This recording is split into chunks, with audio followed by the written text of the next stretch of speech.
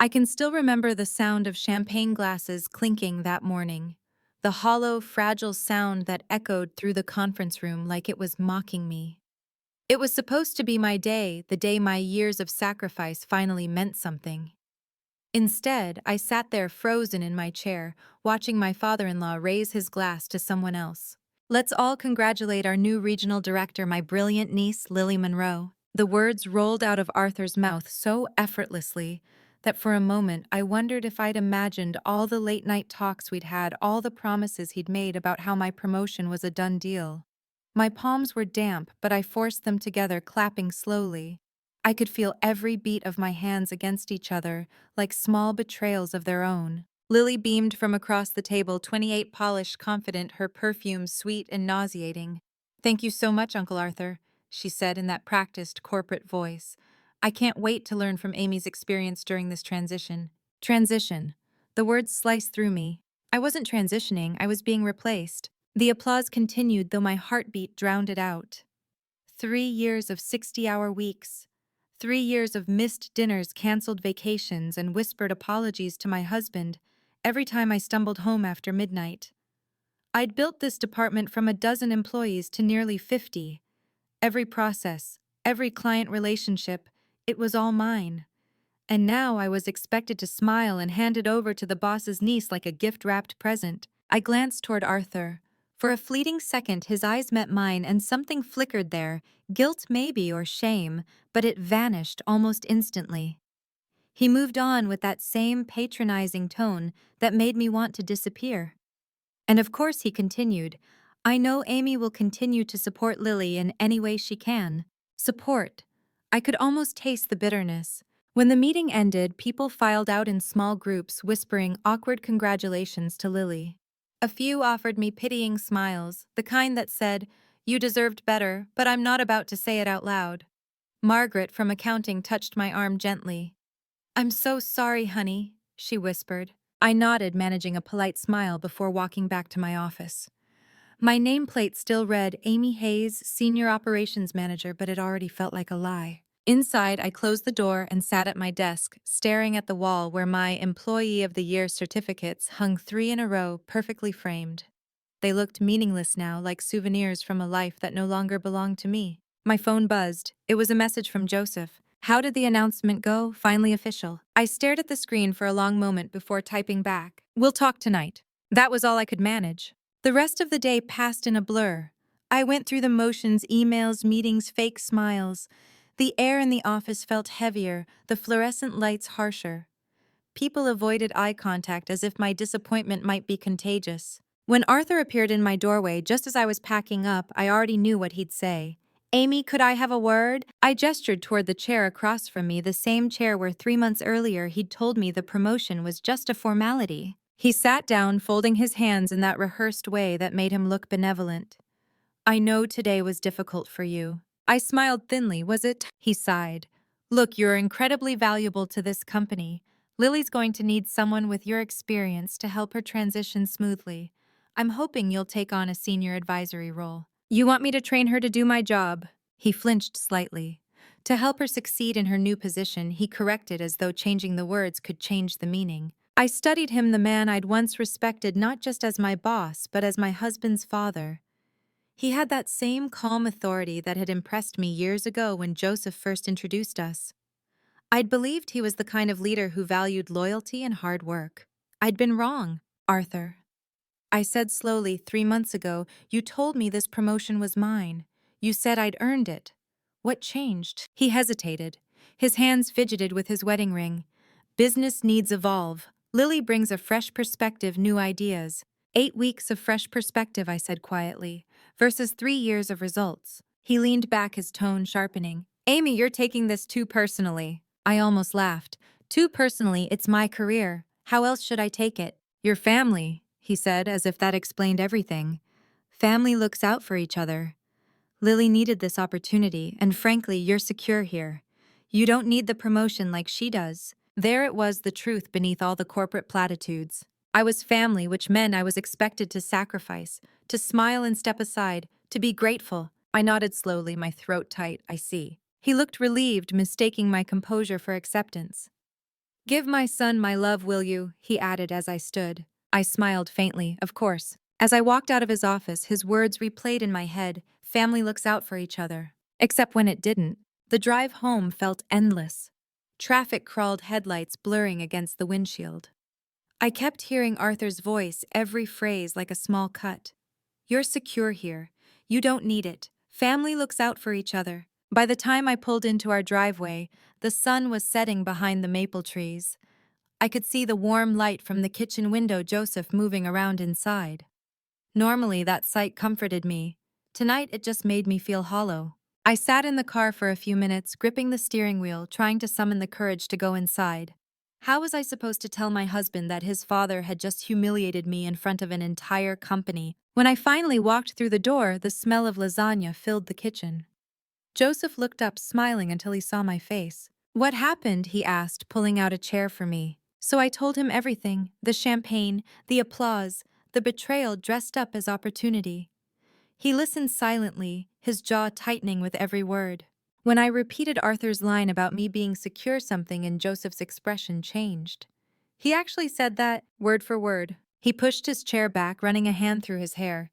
I'm calling him right now.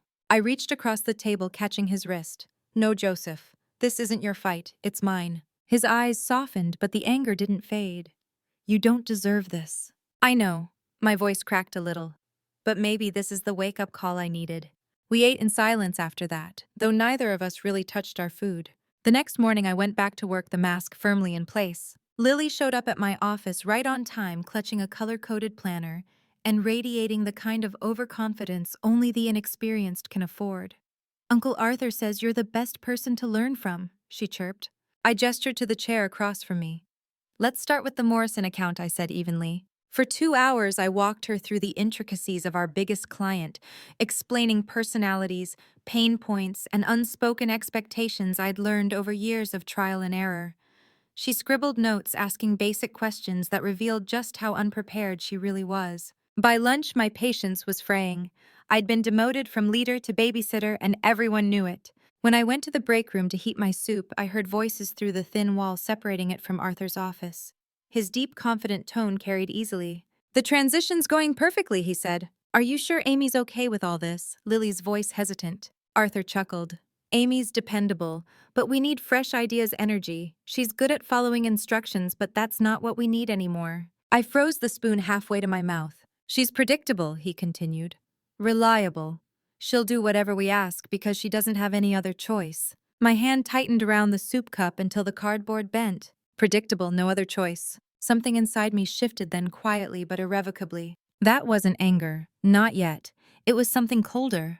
A realization that the man I'd trusted, the company I'd devoted myself to, had never seen me as anything more than a placeholder. By the time I walked back to my office, I already knew what I would do. That night I opened my laptop, stared at the blank document, and began to type. Dear Arthur, please accept this letter as my formal notice of resignation.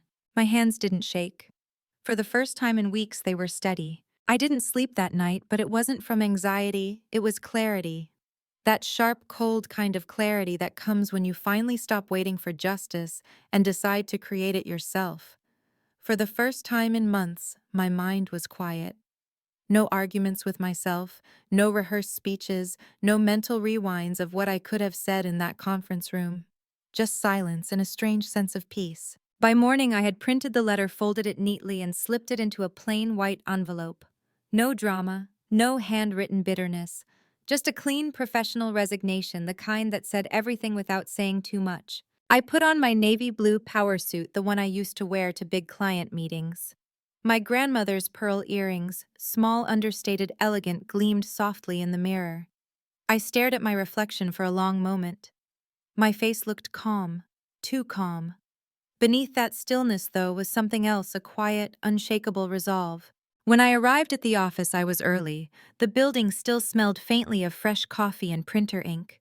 For a fleeting moment, it felt like any other morning. My desk was neat, the hum of the air conditioner steady, my calendar filled with meetings I'd never attend. I placed the envelope in the center of my desk. Its presence felt almost symbolic, a declaration of freedom disguised as paperwork. At exactly 10:00 a.m., I picked it up and walked to Arthur's office. Marie, his longtime secretary, looked up from her computer with her usual warmth. "Good morning, Amy," she said. "He's just finishing a call." "No rush," I replied. "I'll wait." She smiled, oblivious. "You always look so put together, dear. I don't know how you do it." If only she knew. When Arthur's door opened, he motioned for me to come in, still talking into his phone about quarterly projections. I waited patiently as he wrapped up pacing behind his desk. When he finally hung up, he gave me a quick, distracted smile. "What can I do for you, Amy? I've got a packed day." I placed the envelope on his desk. He frowned. "What's this?" "Open it." He tore it open with his letter opener, scanning the page. I watched his face shift from curiosity to disbelief to panic. "You can't be serious," he said, his voice rising. "This is a joke, right? You're not really resigning." I didn't move. "I'm serious." "Amy," he sputtered, standing now. "We just promoted Lily 2 weeks ago. You can't abandon ship now. She needs your guidance, your expertise." "She'll be fine," I said quietly. "She's very enthusiastic. I'm sure she'll figure it out." Arthur started pacing, his movements jerky and impatient. "This is about the promotion, isn't it? You're overreacting. We can find another role for you, maybe." "Arthur." He stopped mid-stride. My voice was calm, but it cut through the air like glass. "This isn't about the promotion anymore," I said. "This is about respect. About realizing that I've been giving it without getting any in return." He looked startled. "You're valued here, Amy. Your family." I stood, smoothing the fabric of my skirt. "No, I'm not. Family wouldn't lie to me. Family wouldn't ask me to train my own replacement without telling me that's what I was doing. Family wouldn't describe me as predictable and reliable behind my back, or talk about how I don't have any other choice." Arthur's face drained of color. "You heard that conversation?" "Every word." For a moment he didn't speak. The silence between us felt heavy, years of unspoken truths pressing into the air. When he finally spoke, his voice was softer. "Amy, please, let's be rational. Maybe I said some things I shouldn't have, but you misunderstood." I understood perfectly. I turned toward the door, my hand on the handle, then I paused. "You were right about one thing," I said without turning around. "I was predictable. I believed loyalty would eventually mean something, that working hard would earn respect. But I'm done being predictable." Behind me, I heard his chair creak. "What do you want?" "Amy, money. A new title. A corner office. Name it." I looked over my shoulder. "I want to work somewhere that sees my worth and doesn't confuse age with obsolescence." Then I walked out. Marie looked up as I passed. "Everything all right, honey?" I smiled for real this time. "Everything's perfect, Marie." For the next 2 weeks, I worked like nothing had changed. On the surface, I was the same old Amy, efficient professional, smiling. But under the calm surface, I was dismantling everything piece by piece. I documented every client process, every communication log, every detail only I knew. But not for them, for me. I wanted a record of everything I had built, everything I'd accomplished, so that when I walked out that door, I'd never doubt my own value again. Lily tried to act cheerful, pretending she wasn't walking on the wreckage of my career. "You've been so patient with me, Amy," she said one afternoon, twirling a pen between her fingers. "Uncle Arthur says I have a lot to live up to." I smiled politely. "You do." She laughed awkwardly, unsure if I was joking. I wasn't. The day I left the office felt strangely subdued. A few people came by to wish me luck. Margaret from accounting hugged me tightly, her eyes watery. "You deserved better, sweetheart." I smiled. I finally realized I deserved different. At 5:00 p.m., I turned off my computer for the last time, picked up my purse, and walked out. I didn't look back. The air outside felt cooler, fresher, like freedom. 2 weeks later, the phone rang. "Hello, this is Amy." "Hi, Amy. This is Rebecca Chin from Horizon Tech. I hope I'm not catching you at a bad time." Horizon Tech. The name alone made my pulse quicken. I'd admired them for years, a company known for valuing results over politics. "Not at all," I said, trying to sound composed. "I'll get straight to the point," she said. "Your name came up in a conversation with Daniel Morrison yesterday.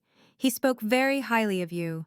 We're expanding our operations team and looking for a regional director. Would you be interested in hearing more?" I almost dropped my coffee mug. "Yes," I said, my voice steadier than I felt. "I'd be very interested." Within an hour, I had an email with details, and when I opened it, I nearly cried. The salary was 30% higher than what I'd been making at Alden Ventures. The title was exactly what I'd been promised but denied. The benefits were incredible. The interviews were a blur of professionalism and honesty. When the CEO, Marcus Williams, asked why I'd left my old job, I didn't sugarcoat it. I reached a ceiling that had nothing to do with performance, I said. Sometimes loyalty without respect just becomes servitude. He smiled the kind of smile that said he understood. We don't believe in ceilings here, he replied. We believe in earned advancement and mutual respect. Does that sound like something you can work with? It sounds like everything I've been waiting for. 3 days later, I got the offer. Walking into Horizon Tech on my first day felt like stepping into sunlight after years of artificial light. The office was modern and bright open spaces, laughter, collaboration.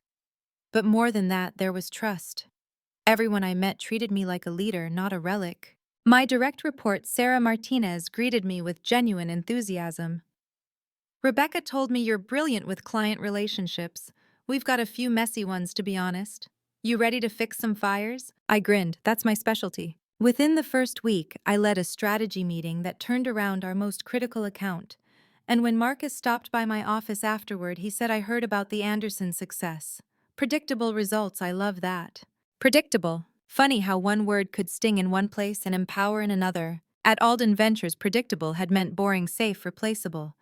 At Horizon Tech, it meant dependable, strong, trusted. For the first time in my career, I wasn't afraid of being seen. I was finally where I belonged. I didn't realize how tightly I'd been holding my breath until my second Friday at Horizon Tech, when the Anderson Group crisis hit, and everything inside me clicked into focus, the way a lens slips from blur into sharpness. The notice came in at 8:42 a.m. A misrouted shipment worth millions had landed in the wrong warehouse 2 states away. The account manager's voice shook as she briefed me, already bracing for the kind of fallout that gets people fired. In my old life, I would have felt the cold hand of fear at my throat. How will Arthur judge this? What will this do to my chances? But something steadier rose in me now, a muscle memory built over years of carrying other people's disasters without ever dropping them. Patch me into logistics, I said, already pulling a legal pad toward me. Get me timestamps, truck IDs, and the last confirmed scan. And tell Anderson I'll be on with them at the top of the hour with a plan. Minute by minute, I untangled the mess.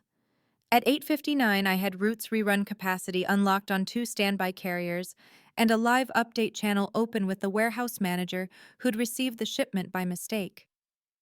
At 9:02, I was on the phone with Anderson, not promising miracles but outlining contingencies, like a surgeon describing an operation. Here is what we know, here is what we can control, here is the timeline we can commit to with an honest buffer. The call stretched just past 3 hours, but when it ended, the silence in the room where my team had gathered dissolved into a collective exhale. No applause, just relief, trust, and the quiet glow of competence recognized in real time. You're calm in a storm, Sarah said, still clutching her pen like it might bolt. I don't think I've seen anyone do that without bluster. It's not calm, I said, surprised at my own honesty. It's a decision to be useful instead of impressive. Later, when the numbers came back and the timeline held, I forwarded the update to Marcus. His reply was immediate, predictable excellence. Keep going. I stared at those 2 words, predictable excellence, and something inside me softened, uncoiled. I had been called predictable before, as if it were a sentence to obscurity. Here it was a crown.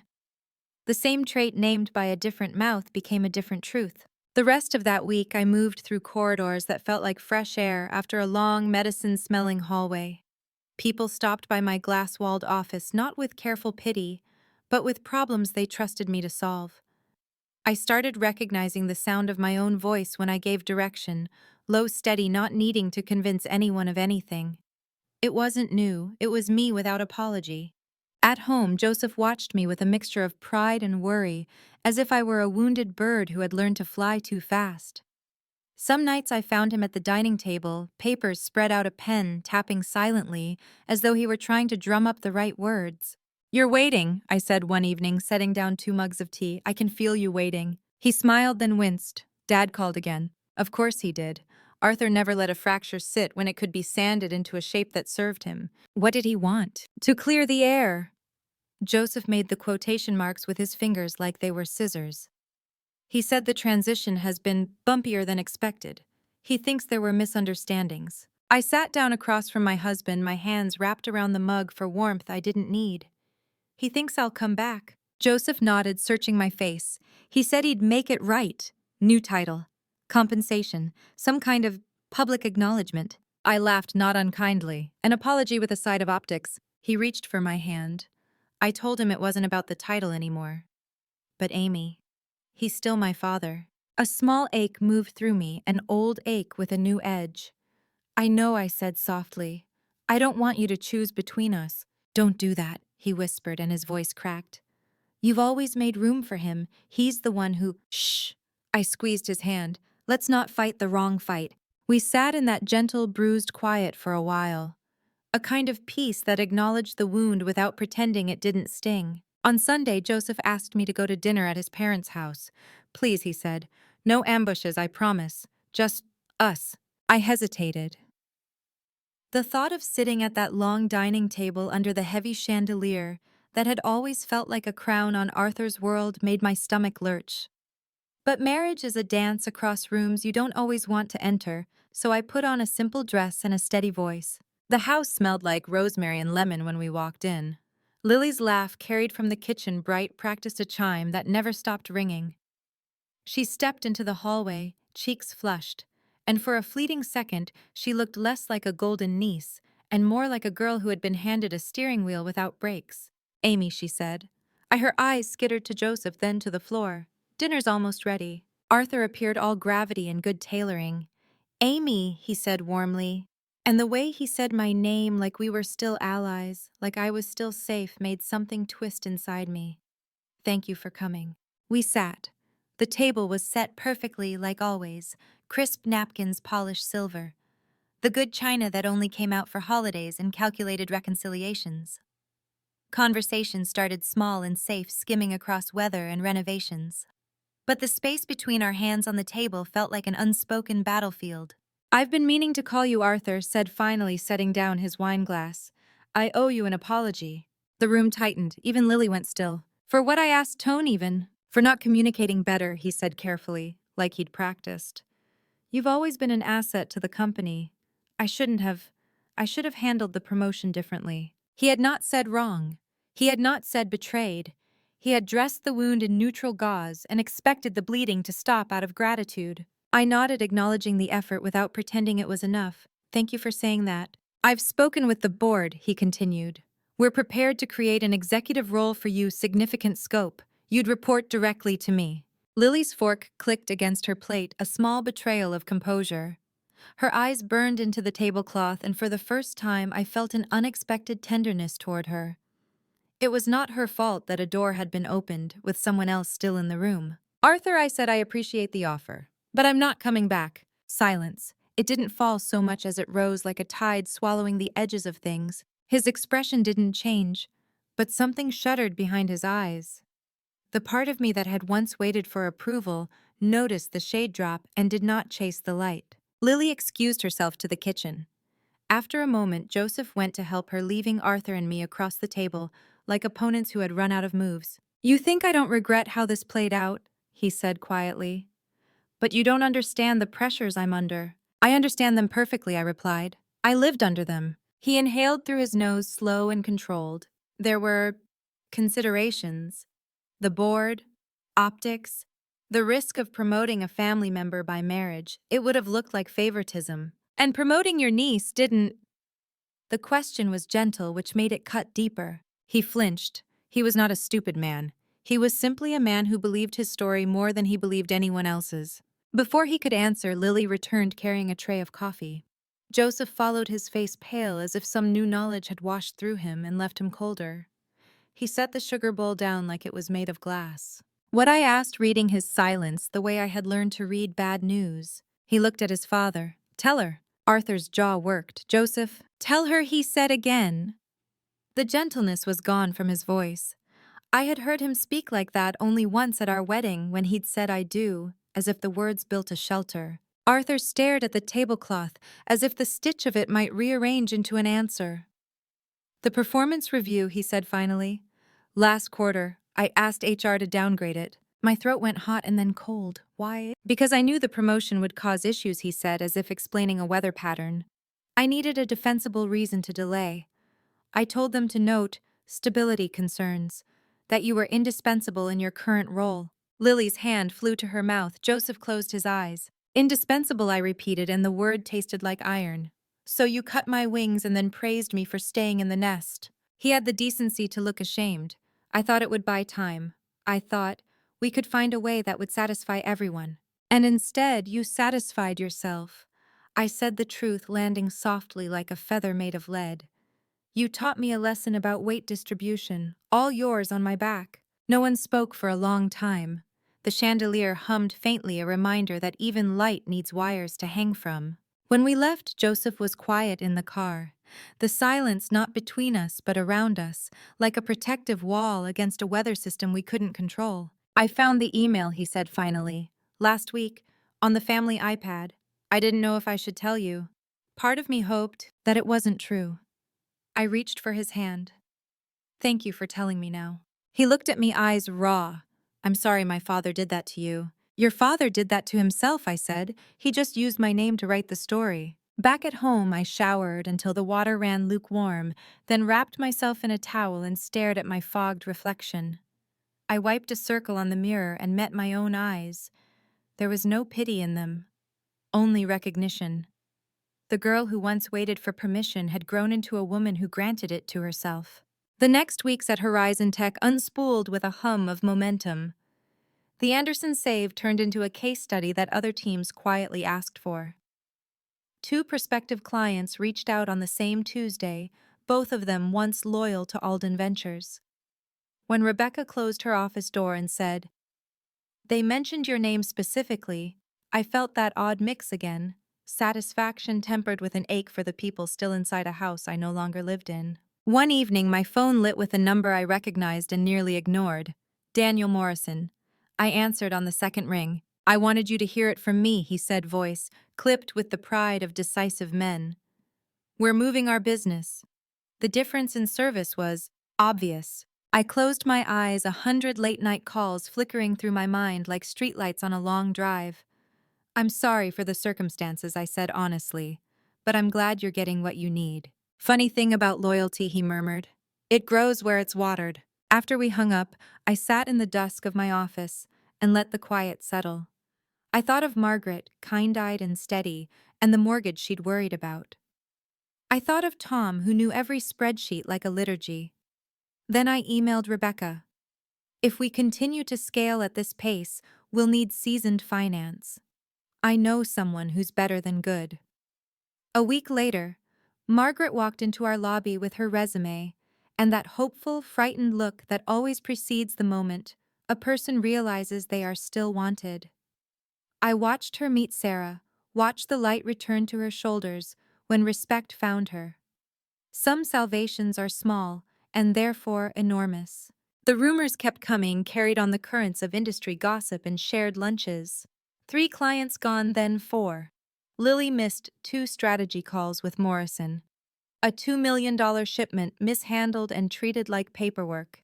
Each story felt like a pebble tossed into a lake whose surface I had once smoothed with my own hands. The ripples were not revenge, they were physics. One night, long after dark, I found a letter on our kitchen table in Arthur's neat, careful hand.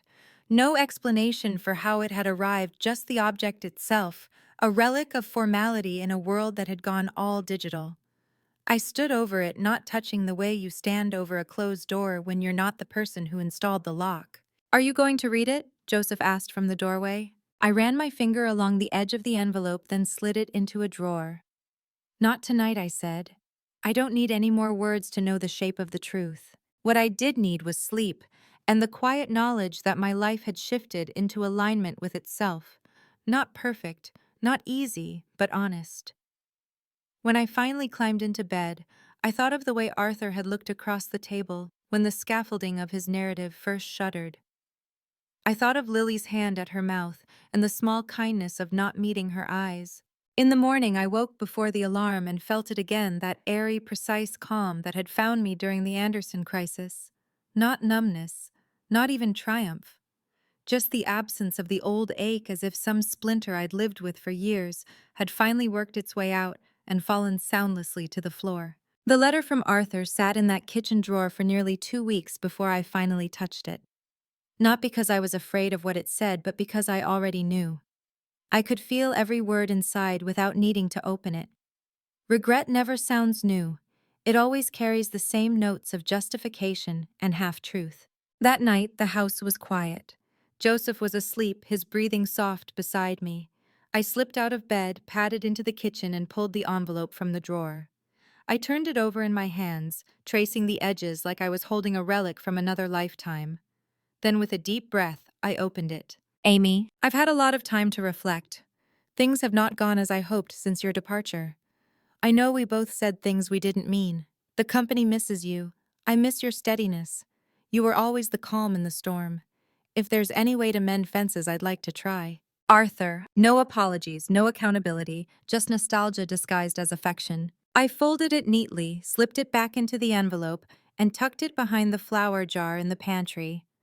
Some things don't deserve to be thrown away, but they don't deserve to stay in plain sight either. The following months moved in quiet momentum. Horizon Tech was thriving, and with every passing week, the space between who I used to be and who I was becoming stretched wider. Our team had grown by nearly 30%. Marcus started calling me into high-level meetings, not as a courtesy, but because my input mattered. I'd stop by the glass conference room and catch my reflection in the panel shoulders back, voice calm, presence solid. But sometimes in the soft hours after midnight, a question whispered through me. Was this really revenge? Or just freedom misinterpreted as triumph? One Thursday morning, Rebecca leaned against my doorway, holding a cup of coffee. "You're trending, you know," she said. I blinked. Trending. She grinned. "Industry gossip.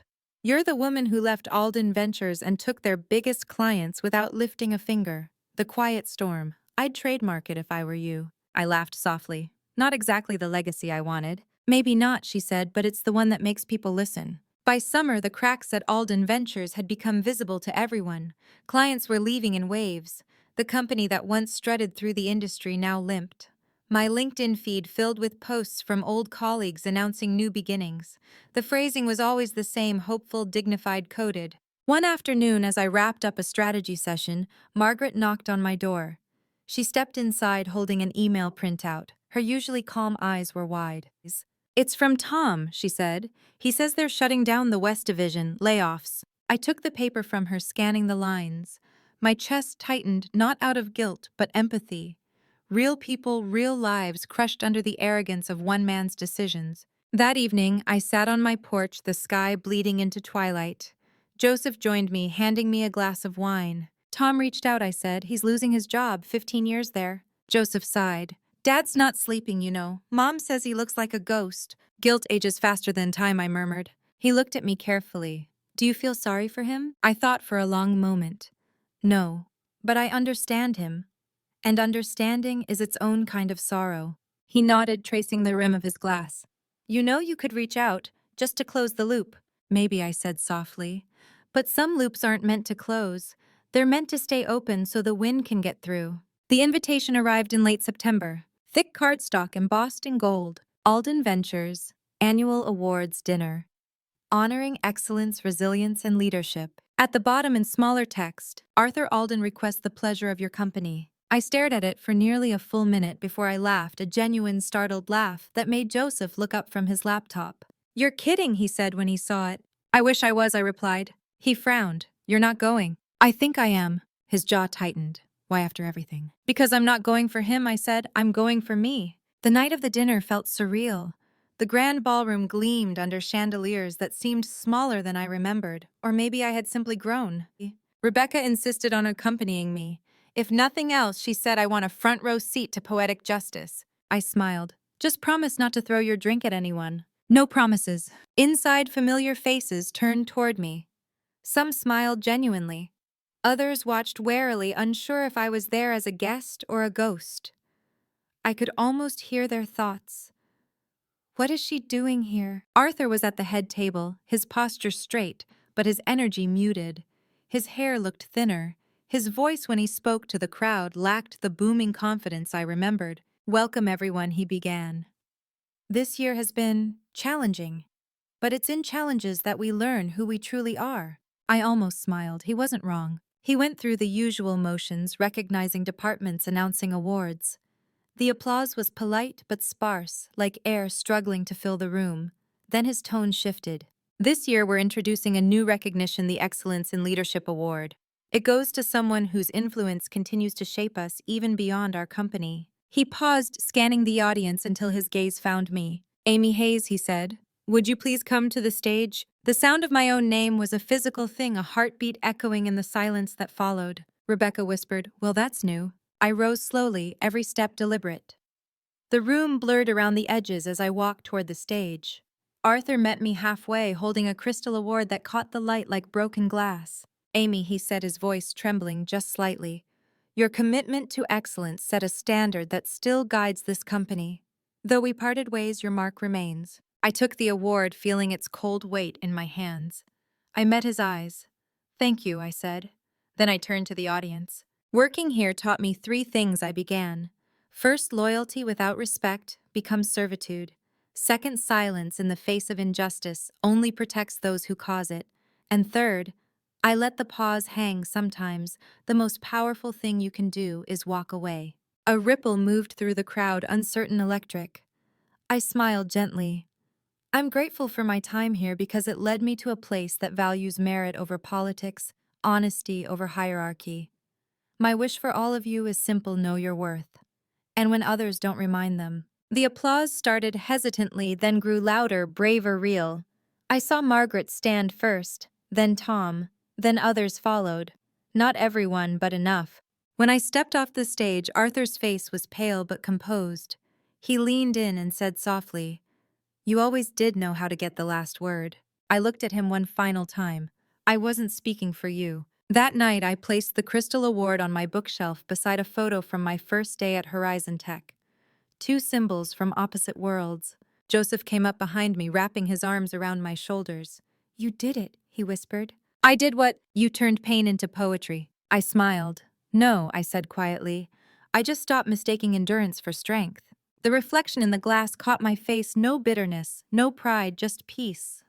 The kind that comes when you finally understand that revenge doesn't always look like destruction.